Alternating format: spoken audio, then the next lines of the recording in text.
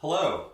Hope y'all are doing well today. I know that I am. I'm feeling so fresh and so clean as I literally just walked in the door from the dentist and decided the first thing I should do is sit down and do some intensive mouth stuff, aka talk about my 2025 cancer goals. Actually, before I do, shout out to my dentist Kevin, or really I should call him by his good professional Christian name, Dr. Hassler, for taking care of the actual intensive mouth stuff, because mental health is pretty important to cancer patients, really specifically to those in chemo, but in a general sense, you want to make sure that anything that can create some medical volatility, which your dental health can, is taken care of. So if you're in cancer treatment and you haven't addressed your dental health, please make sure to do that. And actually, that's a pretty good segue into what I want to talk about for my first goal of 2025 as a cancer patient. And I think it's important to emphasize goals as a cancer patient for this vlog, because the last video I did was a recap of my 2024 in which I talked about, kind of thriving last year while being in cancer treatment. But a lot of that stuff was just, normal life things that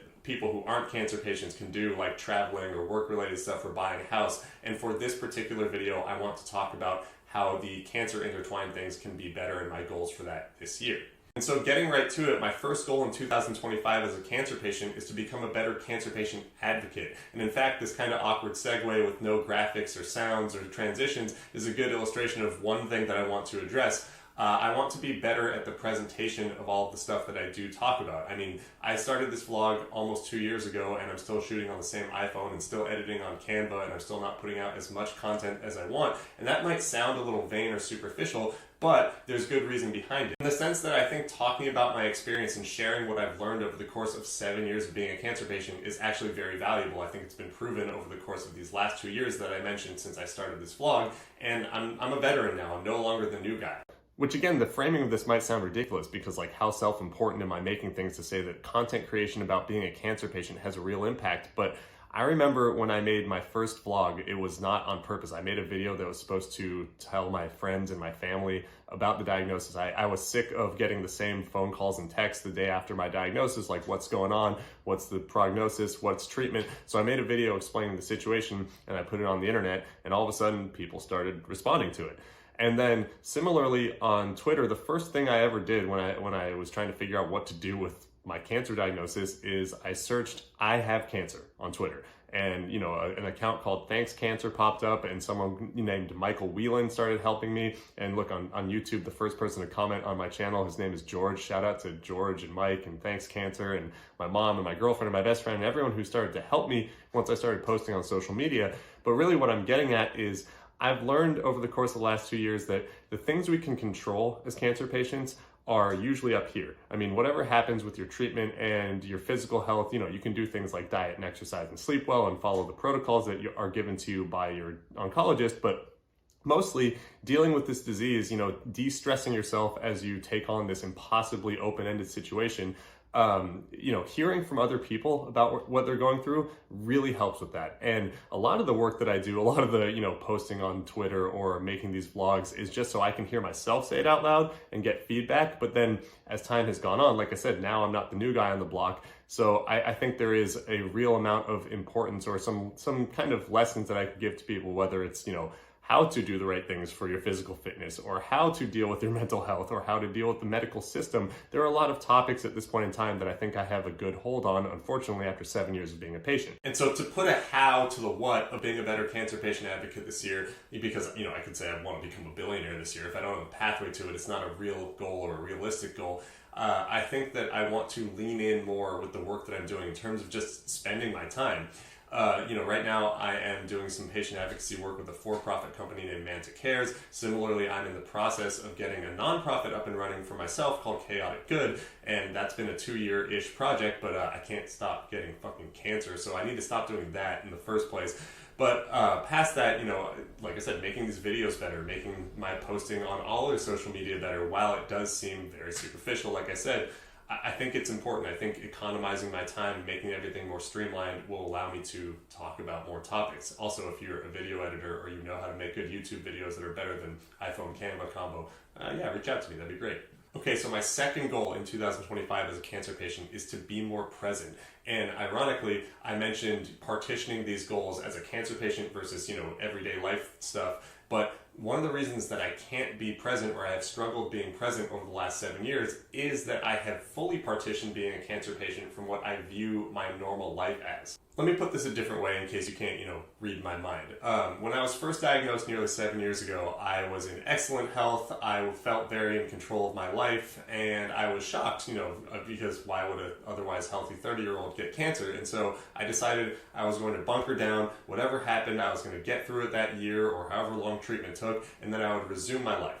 But as it turns out, cancer is so scary because of the open-endedness of it, because of the alien feeling that you get when you're diagnosed with such a scary disease that not only can it kill you, but, recur, meaning I wasn't going to feel safe in a mental health sense for at least 5 years, which I didn't know going in. But once you start going through the process, you start to really feel the effects of what an advanced cancer diagnosis does to your mental health. I developed anxiety, which I never had before my diagnosis. I started to stress about money, which I really didn't do much before that. I got scared to travel. My relationship deteriorated. This is all in the first year. Now I'm 7 years in. And one of the reasons I say I want to be more present is because when you start to, partition your life like this, and you say, okay, I'm looking at it from a third-person view, this is cancer Mike versus I'll get back to real Mike, you just stop paying attention to what's going on in your day-to-day life. Or even when you're going through the motions, you're doing things that are fun, or you're having experiences that you would otherwise like, your brain is elsewhere. And I've gotten a lot better about not doing that, especially over the last couple of years, because at some point in time, I said to myself, hey dude, you are 5, 6, 7 years into this, and I've done a lot of things that I'm very proud of, or even if I've had bad experiences in a real life sense that were meaningful to me and helped change who I was or make me a better person, I don't want to discount that just because, hey, I'm in this shitty cancer time, because I might be dealing with this my entire life, one way or another. However morbid you want to think about it, or successful you want to think about it, cancer is probably going to influence my life for my entire life. And in a funny twist, this ties directly into my next goal as a cancer patient for the year. And I say funny because it's actually strengthening a partition that I want to build. I want to remove some partitions, I want to strengthen other ones. I want to stop saying the word partition in this video. So my third goal for 2025 as a cancer patient is to stop being cancer guy. At least around my family and friends, and especially around strangers in public. This one requires a little bit of mind reading or having watched my blog before, but for those of you who don't know, cancer guy is essentially the persona that I take on when I can't shut the fuck up about being a cancer patient in situations where it's not especially appropriate to talk that much about being a cancer patient. And 7 years in, it's still a fine line to walk, because at this point in time, like I alluded to, my job is essentially to talk about being a cancer patient, to help create resources for cancer patients. But when you're in person with your family or your friends or with strangers especially, there's just a time and a place to not trauma compare, or not to dump your feelings, or not to drag a conversation towards cancer when most people aren't equipped to talk about this topic that they have no idea the depth of in real time. Most people do not have experience with cancer, luckily, or most people are not emotionally equipped to talk about dying young or the weird morbid shit that happens when you're a cancer patient. And I used to do it all the time unknowingly, although I would know. I'd be sitting there, like I said, third person view, and I'd be blabbing about cancer, and I'd be watching the color drain from people's faces. But over time, I've gotten better at saying, okay, when someone relates that they had to go to the doctor for a shoulder injury and they had to wait for a while and the medical system sucks, I don't have to give the full catalog of my ridiculous experiences, both from dealing with scheduling or dealing with insurance or the actual medical trauma that I've gone through, because I'm taking their moment from there. I'm deflecting, or I'm derailing the conversation, and that's just being cancer guy. The caveat to this being that there is an appropriate time and place to talk with your family or your friends or even strangers about your diagnosis and what you're going through without becoming cancer guy or cancer girl or cancer person. The point is that when you want to lean on your family and friends or people who might understand for support, I think that's good. One thing I've learned is that you don't want to take away the ability for the people close to you to have their own experiences, because most things that people are going through are not going to match up to cancer in terms of their intensity or their emotional stress or the trauma of it. But people still go through shitty things in their lives, and you don't want to just take away the ability for them to talk to you about it. I've really struggled with this in my relationships, my romantic relationships specifically.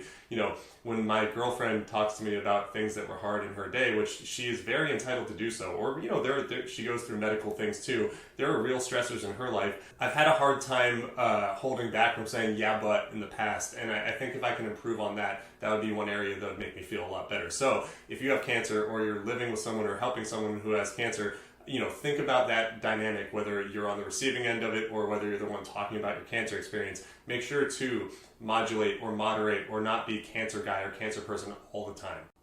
And with that in mind, we're going to move to my last goal as a cancer patient in 2025, and that is to give myself the best chance of living, not just existing, as a cancer patient. And I say living versus existing because I talk often on this blog about how when you're a cancer patient, your primary job, your number one job, the thing you have to focus most on is making sure you give yourself the best chance to survive cancer. Which again, that's not fully in our control. A lot of it comes down to your specific diagnosis and your prognosis and how your body responds to treatment. But I do like to talk about controlling the things that you can, like your diet and exercise and hydrating and sleeping and trying not to stress. And really, really important is being an advocate for yourself. But that's to survive cancer, or to give yourself the best chance at living a good life. And when I say living a good life, I mean not just existing in some depressed, isolated mess, locking myself in my room for months on end, or shutting out the people that are important to me, or not taking joy in the activities that I usually love, or not even attempting them. Because I've had so many of those stretches throughout the last 7 years, whether it's the entire first year I was in treatment, or many times throughout that first long remission, or each of the last 2 years when I've had a recurrence or remission, then another recurrence, and I've been involved in treatment. The point is, I want to make sure that I'm giving myself the best chance of not living in that environment. I don't want to just exist, I want to live. And, similar to the other goals that I mentioned, it's not about always avoiding this. I don't think it's realistic for me to say, hey, I'm never going to be depressed. I'm never going to shut myself in my room. I'm never going to be wholesale affected by my cancer diagnosis. But it is realistic for me to say, okay, how do I build the skills at responding to these emotions? How do I get better at being a cancer patient? Because that's really all it comes down to. If I'm so, controlled, or my life is so affected by cancer, which again, I've given up the notion that it isn't. So if I'm going to be affected by cancer for the rest of my life, how do I get better at being someone who is affected by cancer? And one of the ways to do that is incidentally something that I would recommend to anyone looking to get more out of their life in 2025, and that is to just, accept that we don't know what's going to happen in the future, but we should approach it, with the wind at our back, with bright eyes, with clean teeth, or whatever stupid metaphors you want to use. But you have to play the game. That's the whole point of life, is doing the thing. We can worry about what's going to happen in the future, or plot out everything that we think is going to happen, and it's going to be different. And in my case, that applies to both cancer and other life. I have to accept that I am not in control. Like I said earlier, there's going to be a big portion of my life that is going to be unpredictable and it's going to be stressful, but I need to live around it, because otherwise, what's the point? Well, the point is that in 2025, I'll find out, hopefully. Never want to be too cocky as a stage 4 cancer patient, but it looks pretty promising. And if I'm able to hold myself accountable to these goals, if I'm able to do even portions of some of them, I think my 2025 is going to be pretty great, both as a cancer patient and as a real-life human being, the non-partition version of Cancer Guy and Mike. So, if you're watching this video still, I want to say thanks for taking the time out of your day to listen to some dude ramble about his weird life as a now 37-year-old cancer patient. And if you liked anything you saw or heard in this video, and you have someone in your life who could benefit from hearing it, pass it along to them. I think that's kind of the point of this, as I alluded to at the beginning. That's all I have today. Thanks again. You guys are the best. Much love to you all. 2025, hopefully going to be a great year. Bye.